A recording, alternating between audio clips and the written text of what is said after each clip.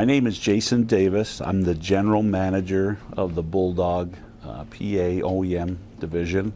And what that means is I'm in charge of all operations. With slats in there so the beam can go through most of the table.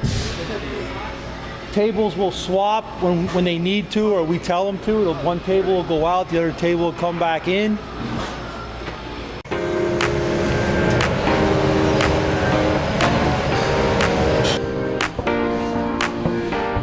What do you think the best part of your company is?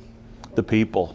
So without a doubt, as we kind of talked earlier, we're fortunate because a lot of the people at our facility were formerly employed by the previous manufacturer here. So we have an overwhelming amount of great resources in the area of people that... Just working with the trucks and all the people.